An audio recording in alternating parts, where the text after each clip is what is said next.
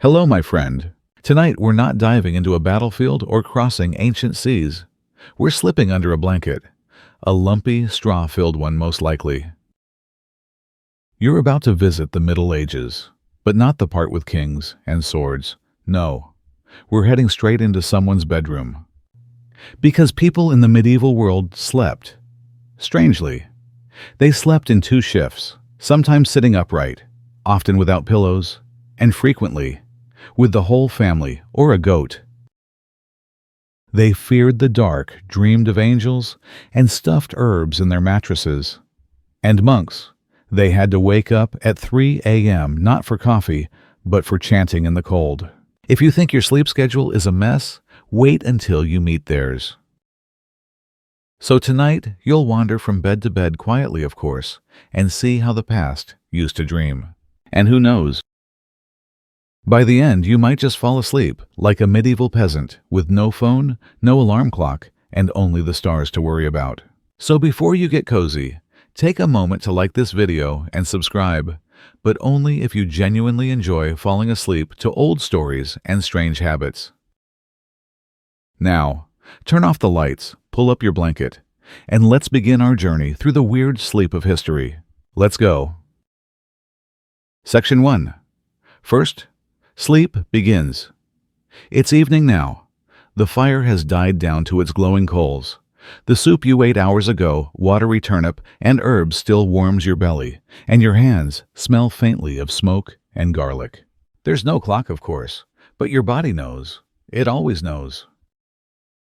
The chickens have long gone quiet, and the pigs outside the hut are breathing in slow, dreamless grunts. The moon hangs like a pale coin over the field. It's time for first sleep. Yes, first sleep. You'll have 2 tonight. Maybe 3 if the moon pulls at you. You stretch your arms slowly, crack your neck, and crawl onto the straw-stuffed mattress you share with 2 others, your younger brother and your aunt. The bed smells faintly of wool, old rushes, and damp stone, but it is in its own way comforting. It is yours. Outside, you hear the faint rustling of the wind through thatch. Inside, the only light is a stub of candle flickering gently beside the hearth. You close your eyes, and slowly, like the tide leaving shore, you begin to drift. Not into deep sleep, no, not yet. This is the first sleep, a precious, gentle thing. It comes easy after a long day of work and bread, and it lasts about 4 hours. In this first test, sleep, your body rests deeply, your limbs go heavy, but your mind, your dreaming mind, it wanders. You might dream of a saint visiting your cottage, of cows talking, of the baker's daughter staring too long at the river, of fire or feathers. And when you wake again sometime after midnight, you won't be alarmed, because everyone does. Waking between sleeps is normal, expected. It's a space, a little pocket of night. You may not even open your eyes. You may simply lie there listening to the breath of your brother, the shifting of the cat at your feet, the distant echo of a bell from the monastery. You might whisper a short prayer, or remember a verse, or relive the strange dream of feathers. Some folks light a candle and stir the coals. Some slip outside to check on animals. Some lie with their spouses and whisper secrets too soft for daytime. And some, like Brother Tomas in the hills, rise to write down dreams believing they come from God. It's quiet now. In your mind, sleep is folding gently, like linen. You are still in your first sleep. You'll have more. But for now, your breathing slows again. The second wave is coming. And when it does, you'll float down deeper than before, into the kind of rest that holds no shape, no dreams, only warmth and time and the quiet echo of firelight on stone. You roll slightly toward the wall.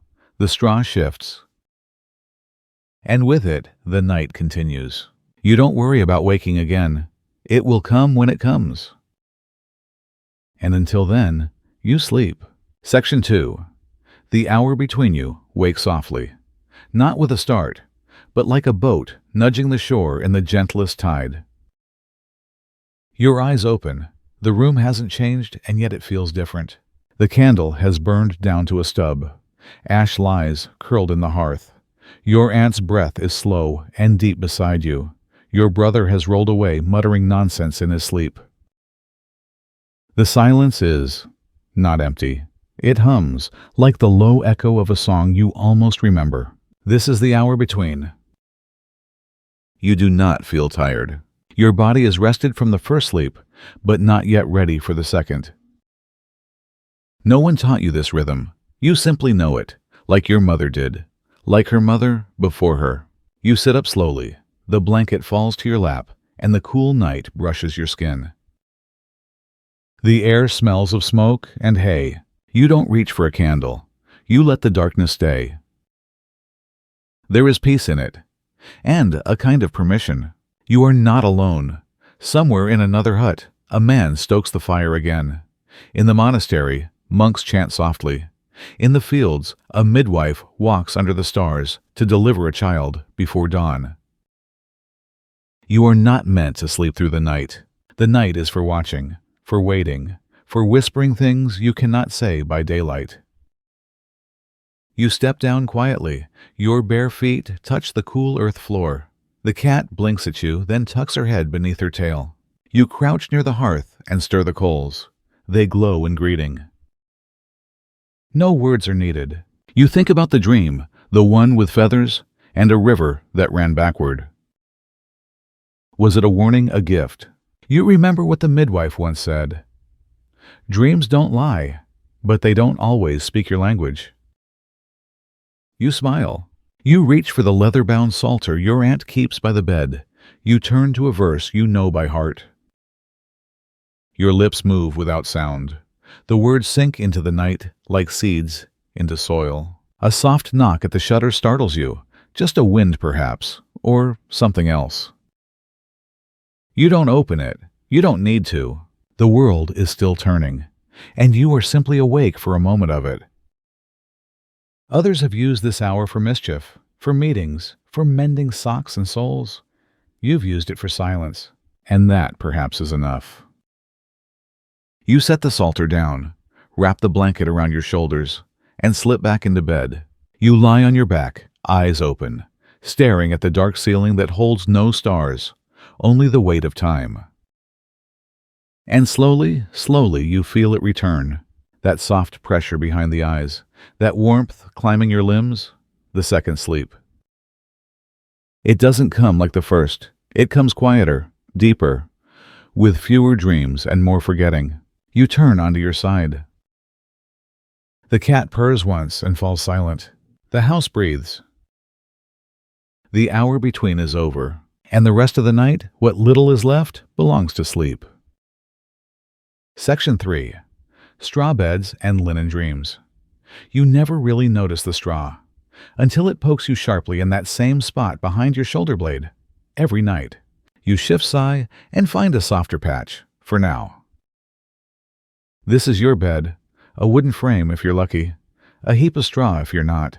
Tonight, you are somewhere in between.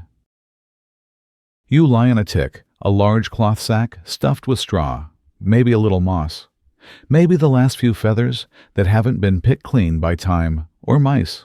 The straw crackles gently beneath you. It speaks, not in words, but in the soft language of rustle and creak of countless bodies that have come to rest before yours. You run your fingers across the linen. It's rough, home-woven, maybe by your grandmother, or someone else's grandmother. It smells faintly of smoke, dried lavender, and living. There's a lump near your hip. You ignore it. The best beds are never perfect, and perfection is a luxury few can name, let alone afford. Your blanket is a patchwork. Wool from 2 winters ago. A child's tunic sewn in. A piece of something older still, with colors faded to memory. You curl under it like a field mouse, and the world disappears again. But not before you think briefly about the beds of others. The Lord's bed, wide as a wagon, hung with red velvet curtains, stuffed not with straw but down from geese who lived softer lives than you. The monk's bed, plain narrow disciplined. No softness at all, for softness is temptation. The traveler's bed, wherever he falls, sometimes on mud, sometimes on stone, always with the sky watching. And then there's yours, quiet, modest, kind. Sometimes you wonder what the straw remembers, the child who once slept here and now tends sheep in a distant valley, the mother who pressed her hand to her belly in the night and whispered names for the child she hoped to meet, the cough that once echoed here for weeks until it didn't. You turn onto your back. The straw shifts like an old friend adjusting to make room. You wonder why straw? Because it's cheap, because it's everywhere, because it breathes just a little. When it's fresh, it smells like sunshine. When it's old, it smells like dust, and something else, something human. The rich replace their straw monthly. You change yours twice a year, if there's enough. You remember the spring your uncle brought home, sweet rushes from the riverbank. You slept better that week, almost like the floor was blessing you. Tonight, it's not quite soft, but not quite terrible either. It's just familiar. And in that familiarity, there is peace. You shift again. The straw sighs beneath you. It cradles your tired back, your feet hardened from walking barefoot, your hands still calloused from harvest. You think how strange that something so dry, so brittle can hold your dreams. But it does. It always has. Section 4. Wooden pillows and upright necks. Your neck is sore again. It's always sore. Not the kind of pain that makes you cry out. No, just the quiet ache of knowing something is not quite right. You shift, then shift again. Then sit up, rub your neck, and glare into the darkness at the object responsible. Your pillow. Well, pillow is a generous word. It's a wooden block, smooth a little, curved if someone loved you, wrapped in cloth if someone really loved you. Tonight yours is just wood, plain, unapologetic. You try not to hate it. It's better than nothing. Last winter, you had nothing. Your head lay flat on the straw chin, tucked a chest-cold breath, rising. You caught fever that month. You'd almost forgotten. So now you prop your head on the wooden rest again, slowly, delicately. You wonder if monks sleep like this. Maybe their backs are straighter, their sins lighter, their pillows harder. You heard once that in some lands far off east of the sea, people still use wooden headrests. Not to sleep, but to keep their hair perfect. You don't know if it's true, but you imagine it. A noble woman draped in silk, her neck resting on carved cherry wood, dreaming without ever smudging a curl. It sounds like magic. Or madness. Here in your world, pillows are rare. Soft ones, even rarer. Feathers luxury. Wool still a luxury, and too warm for summer. Most sleep with folded cloaks, crumpled arms, or nothing at all. Your cousin sleeps sitting up back to the wall. She says it keeps the nightmares out of her chest. You tried it once. You woke with a cramp so sharp you thought you'd been stabbed.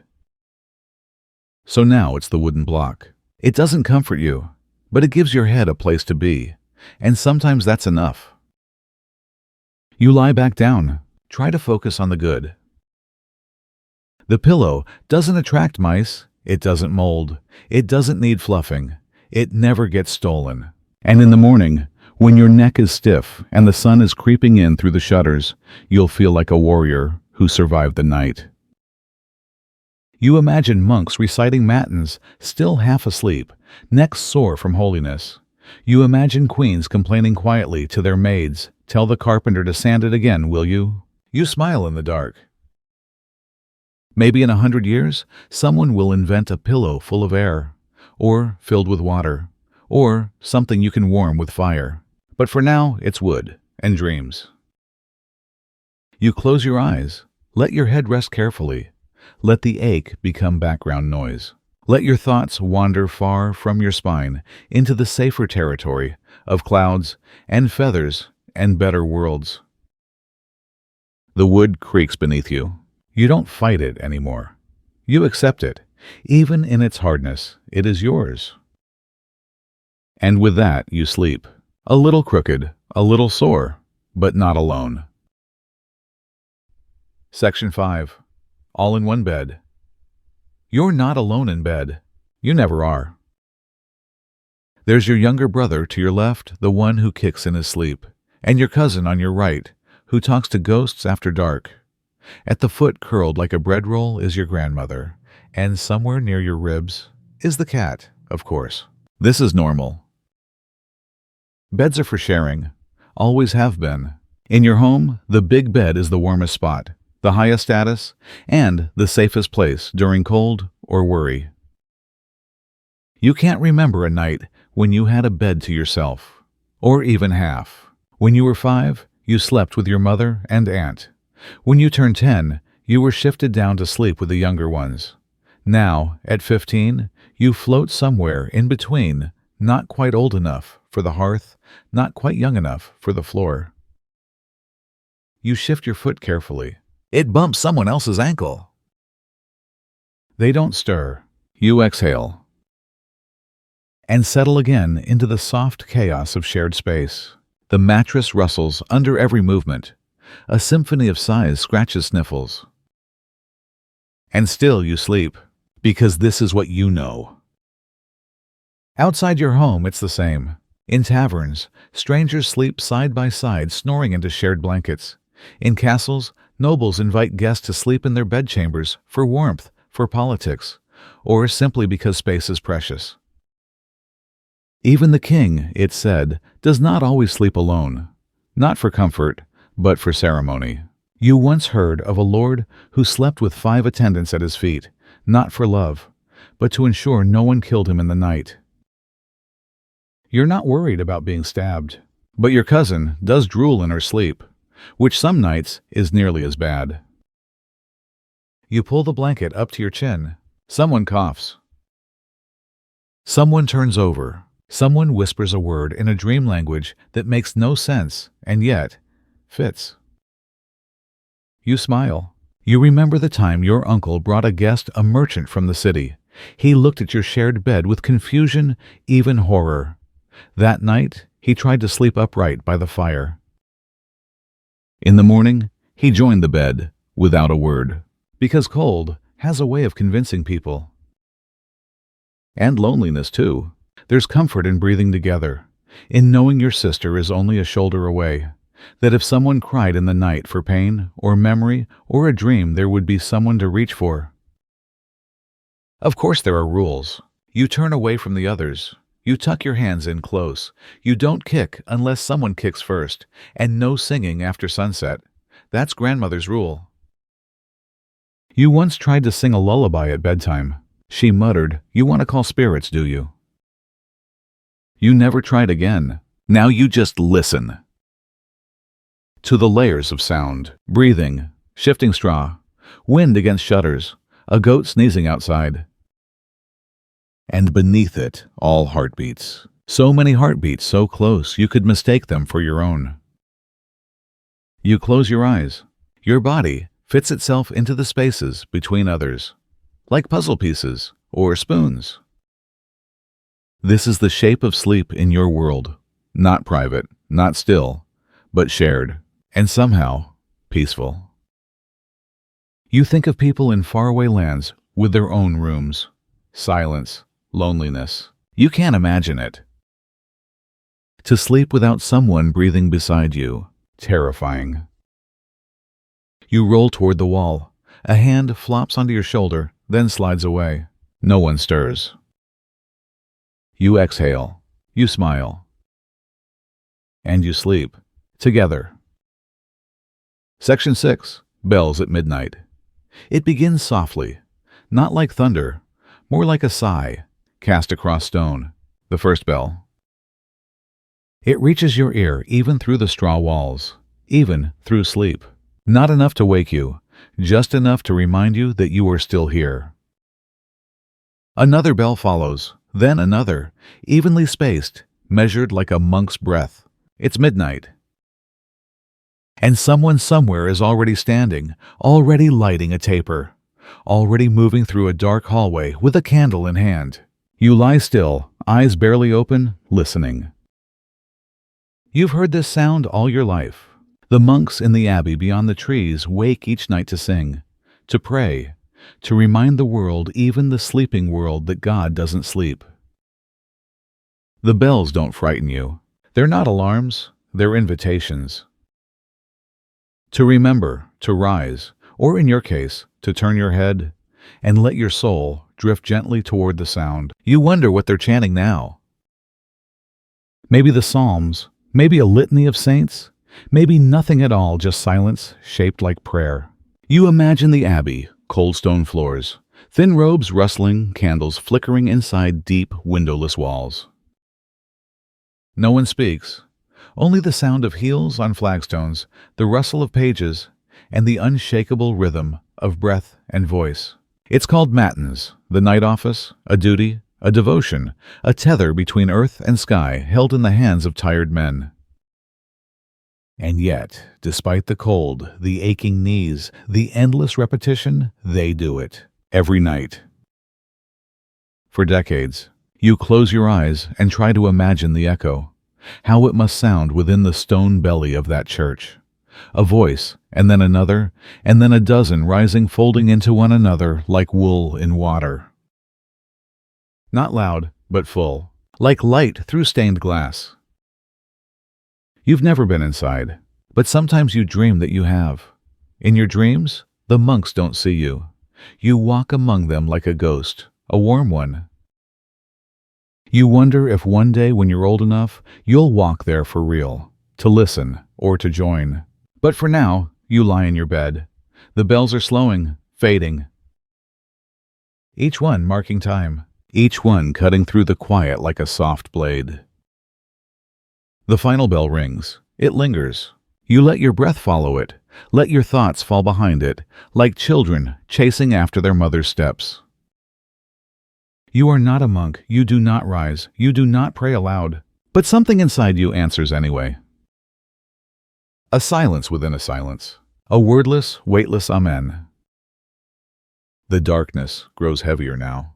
Not oppressive, but complete. Like the world has exhaled all at once. You curl deeper into the bed. The others do not stir. But in your dreams tonight, you know there will be bells. Section 7. The monastic clock. You've never seen a clock. Not really.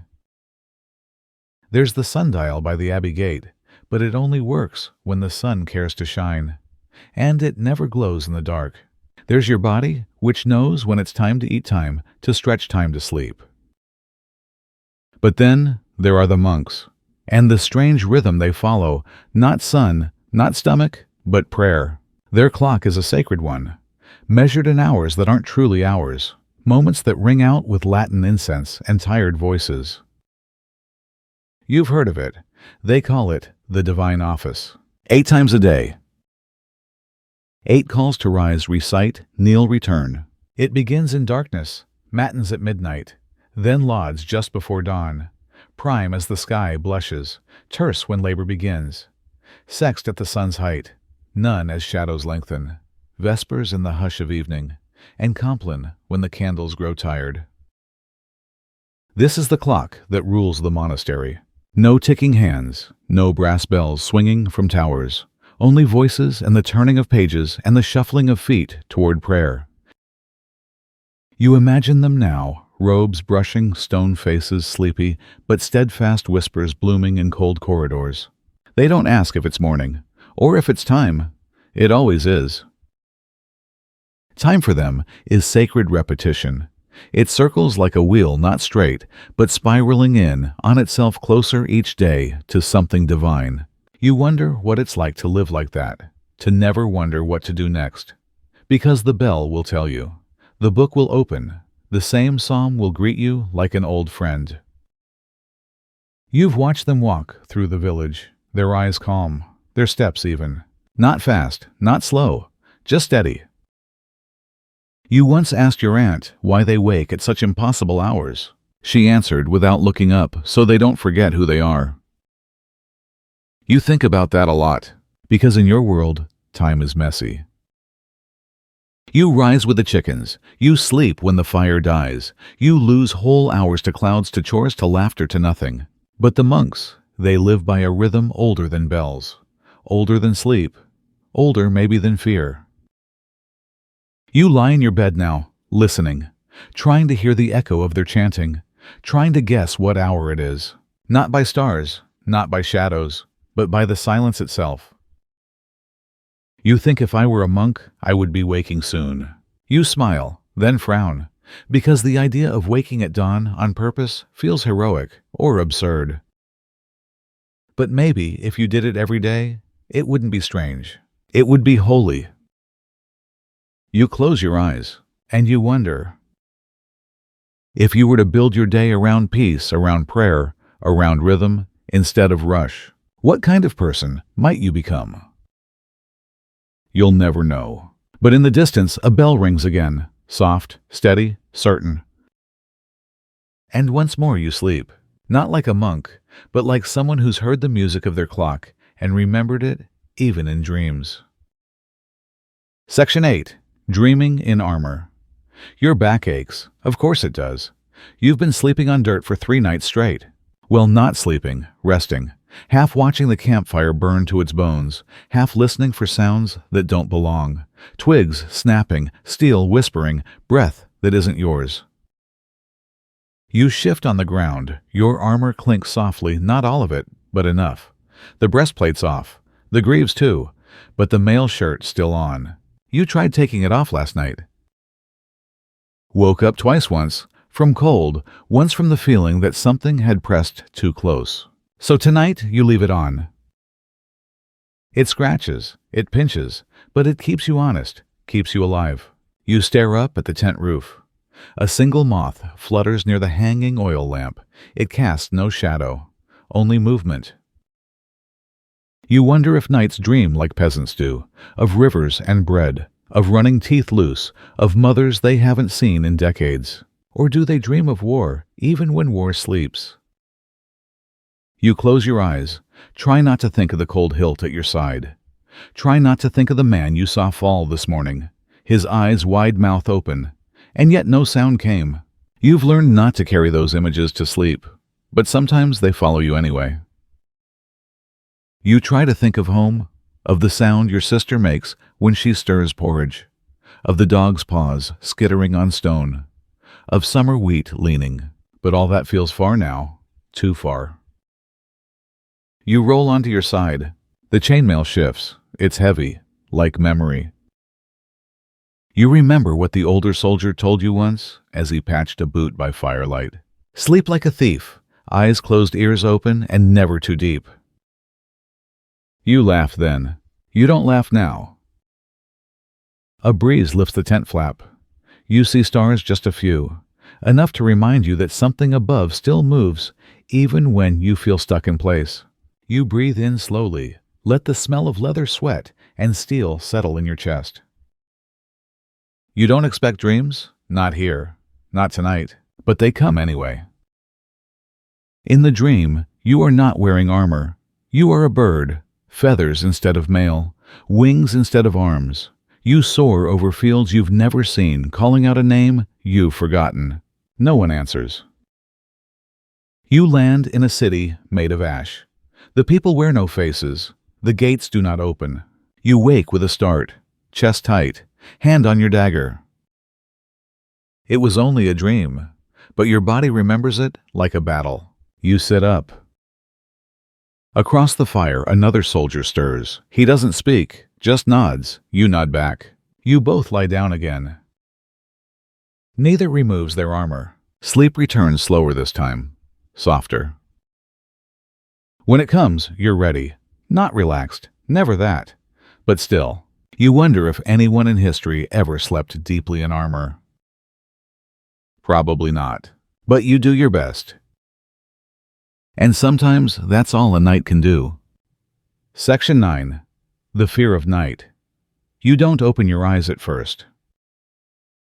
You're awake that much, you know, but something in the room feels different, like a breath held too long, like the air just got heavier, or quieter, or both.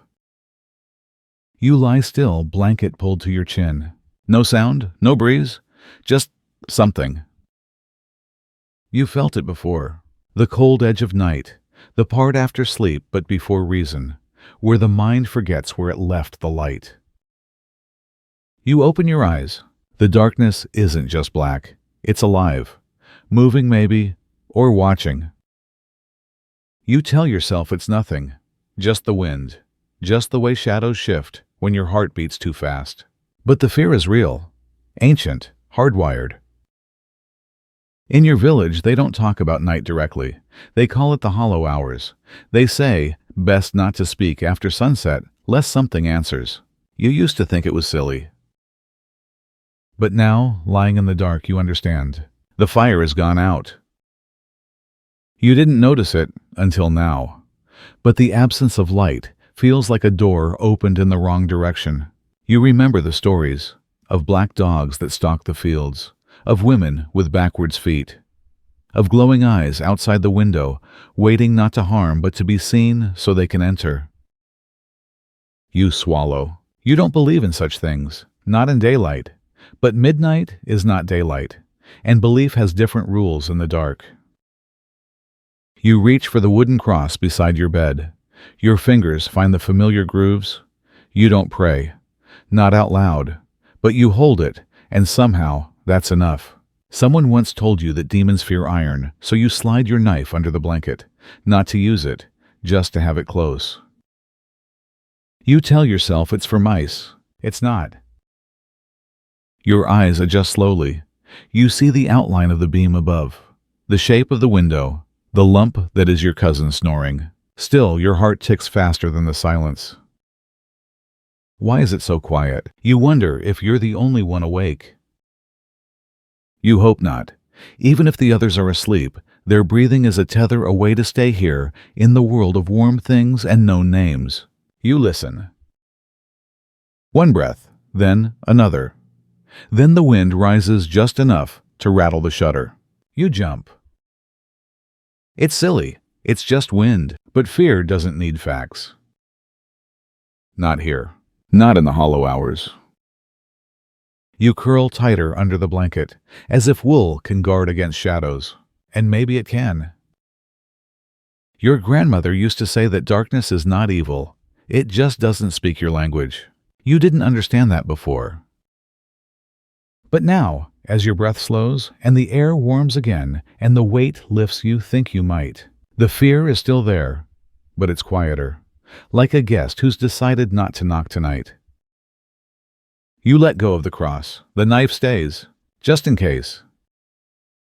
You close your eyes, and the darkness no longer stares.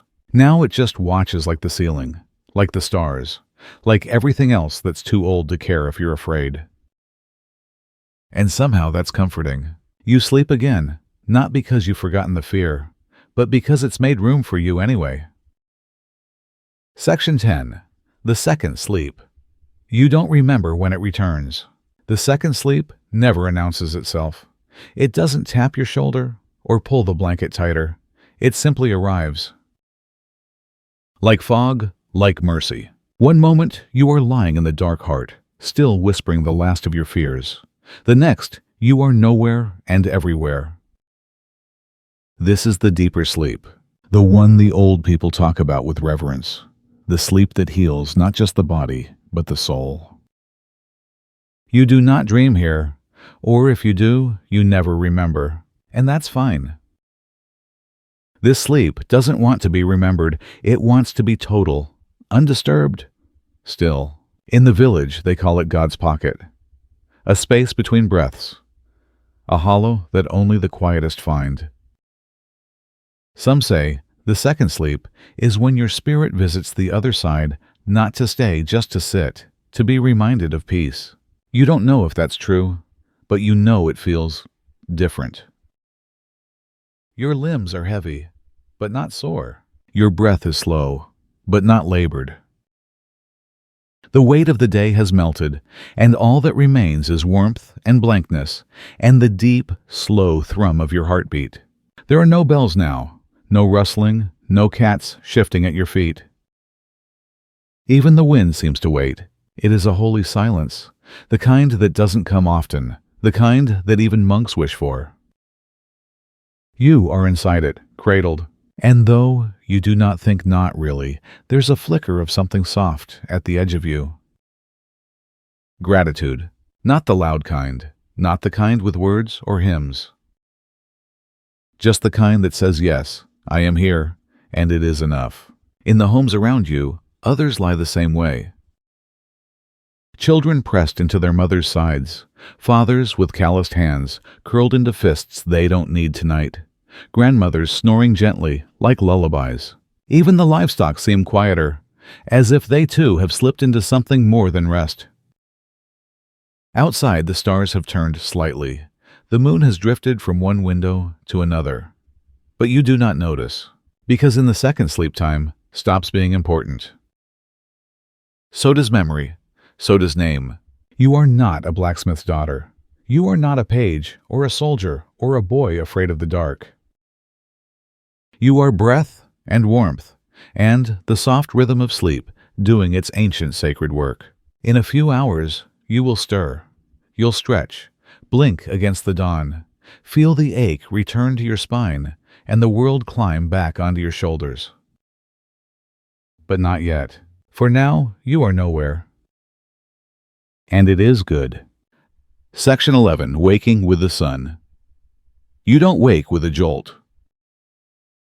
There's no bell, no call, no sharp pull from the world of dreams. It's more like a tide rising gently. The light comes first, soft, thin as milk. It seeps through the wooden shutters like a secret, not quite bold enough to wake you fully, but persistent. Then comes the sound, the distant call of a rooster, a cartwheel creaking, a dog barking twice, then silent again. None of it urgent, just the slow beginning of another day. You blink once, twice. Your eyes are dry, your mouth slightly open. You're warm beneath the patchwork blanket, not sweating, not cold. Just right. You stretch, limbs moving through layers of sleep. Your feet nudge someone else's. They don't stir. The fire is out, but the hearth still smells faintly of smoke, ash and wood and bread. You sit up slowly. There's no clock to tell you what time it is. No bell tower counting the hours. No list of tasks blinking at you from a wall. Just the sun, and the way your body says now. Now is the time to rise. Not because you must, but because the world has already begun to turn. Your grandmother used to say, the sun is not loud, but it never forgets to arrive. You walk barefoot across the floor. Your toes curl at the chill of the earth, but it wakes you, in a kind way. The others still sleep. Your cousin's mouth is open, snoring lightly. Your aunt's hand is resting on her belly like a prayer. The cat watches you tail, twitching, but does not move. Outside, the sky is opening, not blue yet, but on its way. You push the shutter slightly. A line of gold spills in. Dust dances in it, as if remembering how to fly. You breathe in. Hey, morning. Something baking, probably yesterday's crust, still warm on the stone. You don't say a word. There's no need. The moment doesn't ask for noise. You think this is the part of the day no one owns. Not the farmers, not the monks, not even the sun. This is the space between silence and sound, between dream and duty, between who you were while sleeping and who you'll be while waking. You return to the bed, pull the blanket around your shoulders, and sit. You're not ready to begin. Not yet. But you're no longer asleep either. You're just here. Alive, warm, quiet. In the corner, someone stirs. A cough, a yawn. The day begins not with fanfare, but with a breath. And you, smiling, softly, rise to meet it. Section 12. Morning tasks and silent chores. You haven't spoken yet. No one has.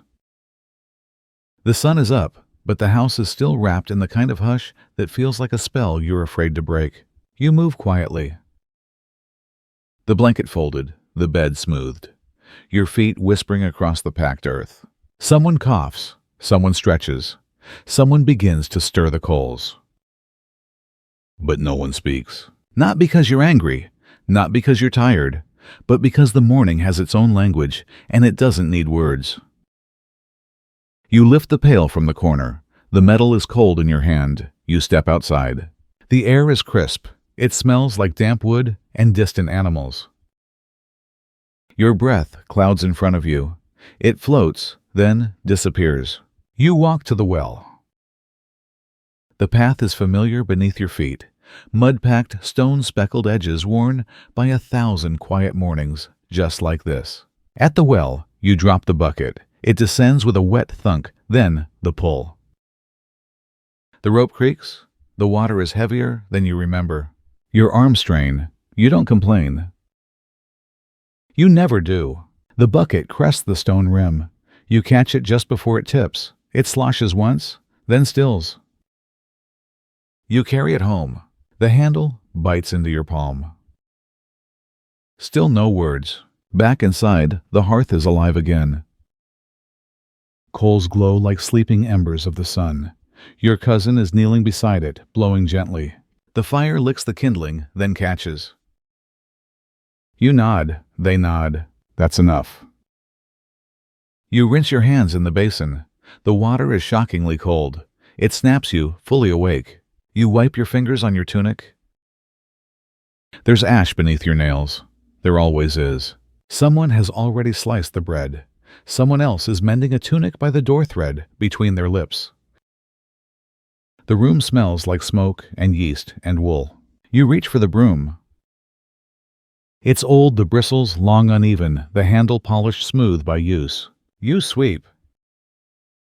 Not quickly, not lazily, just rhythmically. Each stroke pushing away yesterday, making space for today. You hum, soft, a melody with no words. It curls in your chest and warms your spine. Still, no one speaks.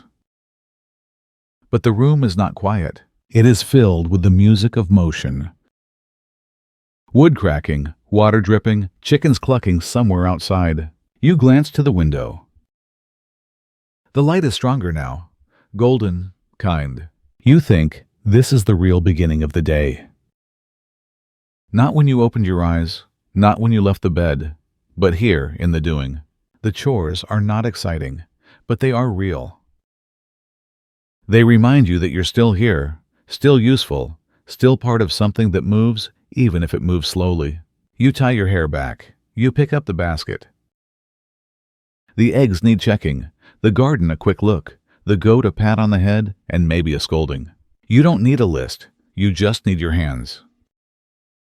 And they already know what to do. By the time you sit down, a slice of bread in one hand, a sip of watered ale in the other, the sun has climbed halfway up the sky. No one says good morning. They just look at you.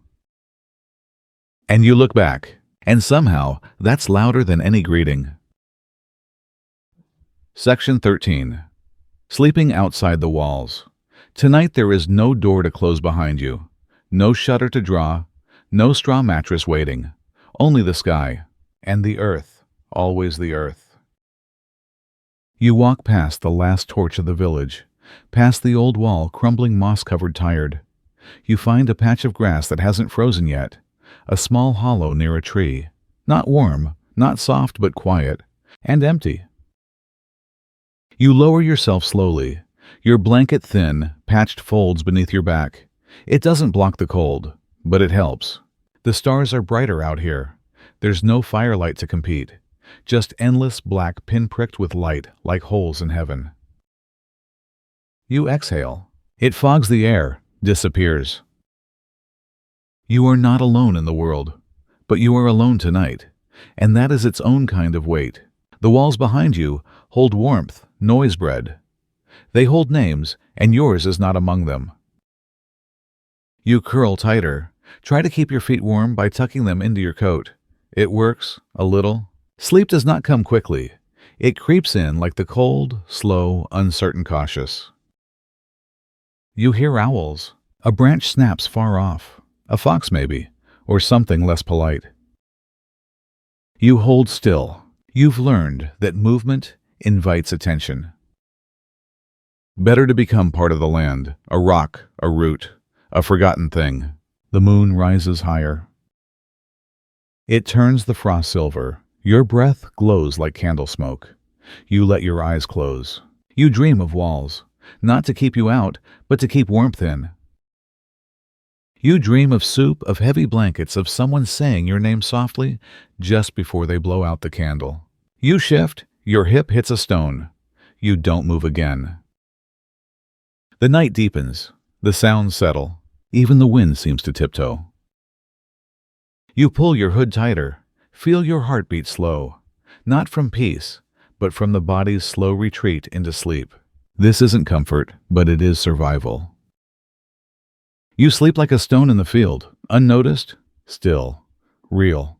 No one will remember where you lay, but for now, you are here. And the sky does not ask who you are. It only shines. Section 14. Napping between plows. Your back hurts again. Of course it does. You've been bent since dawn. Digging, pulling, lifting. Soil under your nails. Sweat soaking through your tunic. But the sun is high now. Your shadow has shrunk to nothing. Even the ox looks tired. So you stop. Not because you want to, because you must. You let go of the plow. Stretch your arms slow, careful. Feel the ache ripple down your spine like a slow sigh. Then you sit, on a stone, or a pile of bundled twine, or just the ground warm and cracked from the heat. You lean back, close your eyes. It's not a bed, but your body doesn't mind. It just needs stillness. For a moment, just enough to reset the clock inside your bones. This is the nap, the old kind, the kind that's not scheduled, but earned.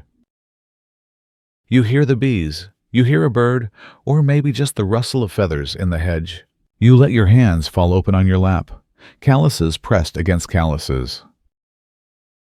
The sun presses on your face, but gently, not burning, just resting with you. No one speaks. The others are scattered, tucked in the shade under carts, beside sleeping animals.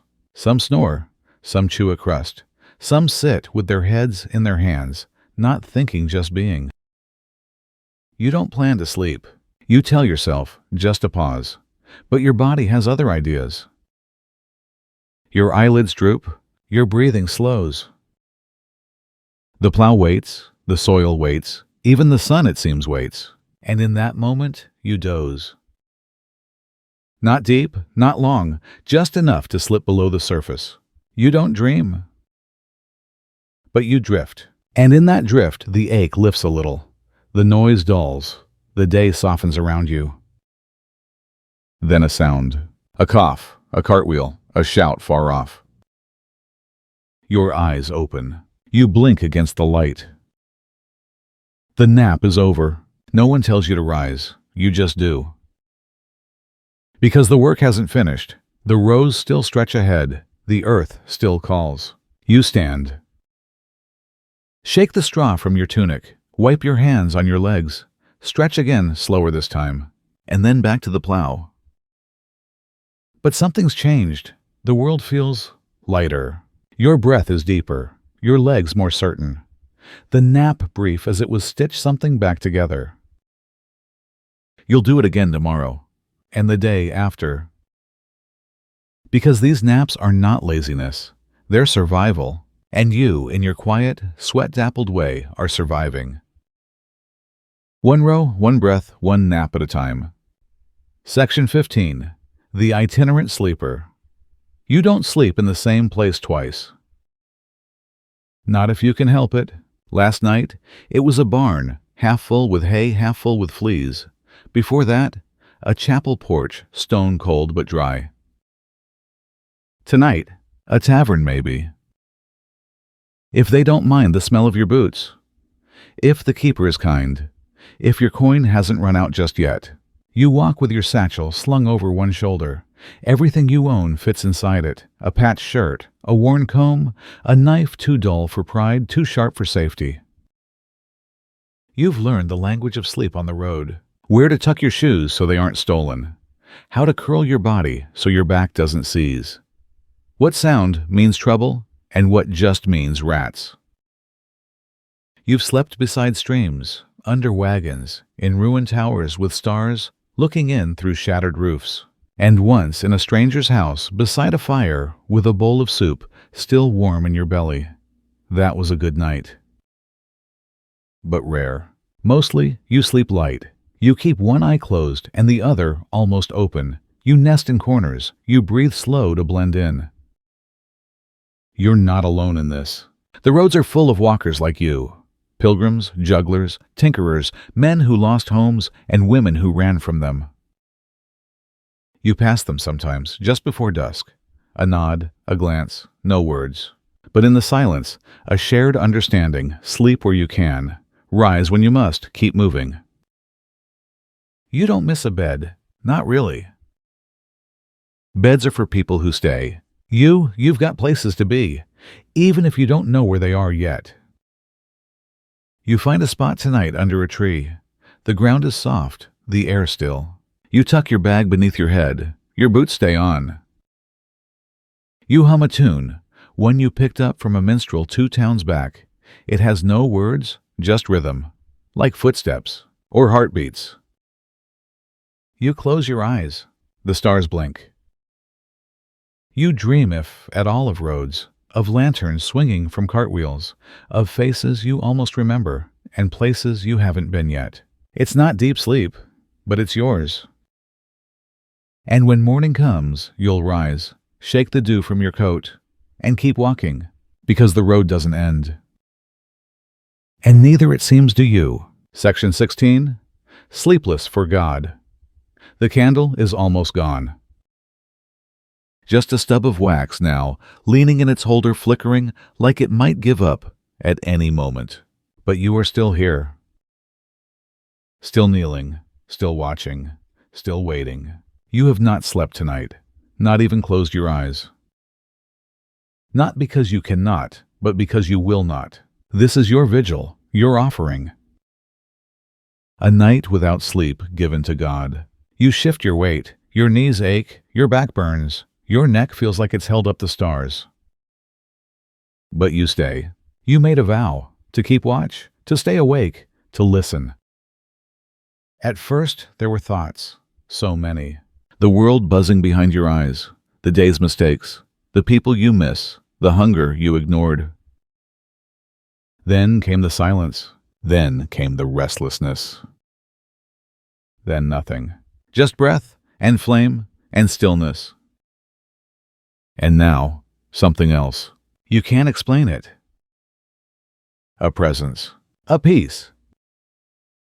Or maybe just the way the air feels softer now, as if time has slowed its pace out of respect. The others are sleeping. In their cells, in the choir stalls, on floors cloaked in habits and fatigue. But not you. You are the watch, the quiet lamp. You remember the Psalms, "My soul waits for the Lord more than watchmen for the morning." You whisper it, not as a prayer, as a reminder.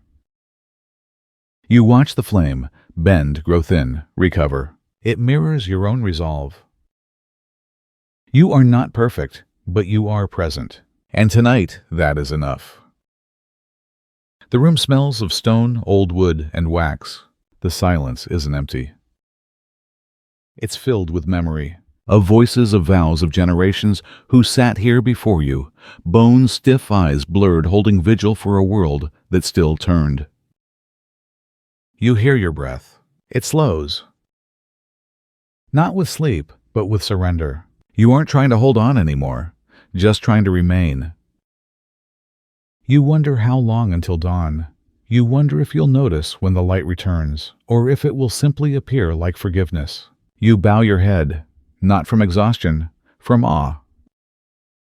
The candle flickers once more, and you still awake, whisper amen. Section 17. The sleep of the dead. You walk slowly. The air is still. Not heavy, not cold, just still like the world is holding its breath. You pass the chapel. The door is shut, but you can hear the low murmur of prayer inside. The voices don't rise. They never do during funerals. This isn't a time for volume. It's a time for hush, for hands folded, for heads bowed. You follow the path behind the stone wall, into the churchyard, where the grass is thin and the names are old. Some markers are new fresh dirt, fresh flowers. Others lean with age, their letters softened by rain and time. You find the grave you came to see. It's simple. A cross of wood, a mound of earth, no more. They called death the great sleep here. Not the end, just a deeper stillness, a longer night, a place where no bell will ever ring again. You kneel, not for them, but for yourself, to be closer, to listen. Though they say the dead don't speak, you wonder if that's true. Sometimes silence says more than any voice. The grave smells of soil, clean, ancient, as if the earth is sighing, taking back what it once gave. You remember what the priest said? May he rest in peace. But what is peace? Is it the absence of pain, of thought, of memory? Or is it this, the soft rustle of grass, the warmth of stone at sunset, the hush between the final word and the first prayer? You close your eyes. Try to imagine what it's like. That final sleep. No dreams, no waking, just stillness. And yet not absence. You don't feel alone here. Not really. There's a presence in the stillness, not a ghost, something quieter. Respect, maybe, or memory. You think of your own sleep, how you turn, how you stir, how you resist it. But here, there is no resistance, just rest.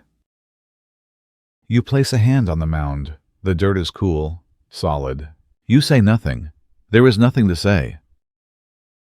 But inside you, something settles. Not sadness, not peace. Just understanding. That sleep in its final form is not cruel, not vengeful, not empty. It is what waits at the end of every vigil, every labor, every breath, and somehow that feels right.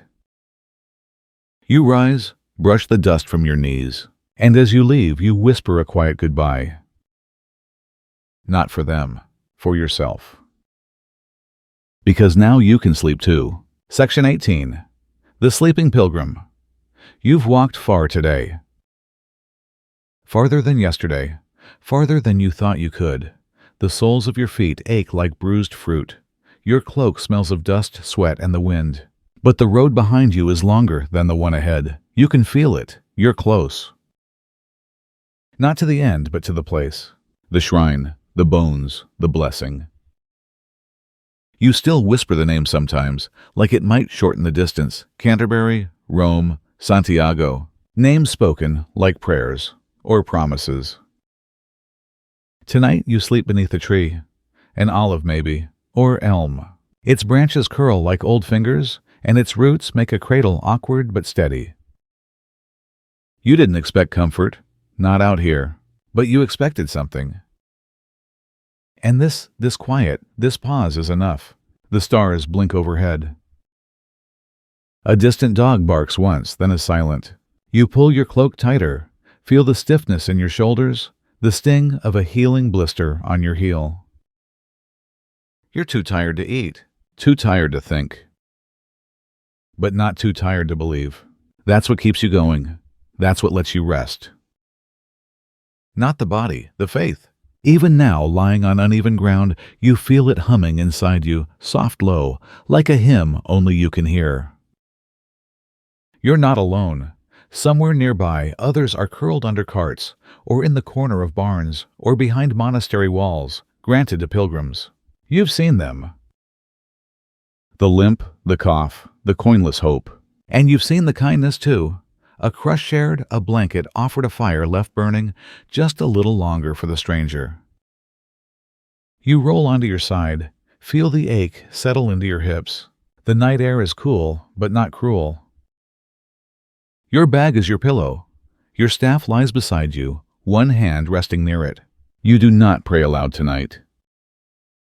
But your breath is a kind of prayer, and your sleep when it comes feels different. Not an escape, not a luxury, but a station, a stop along the path.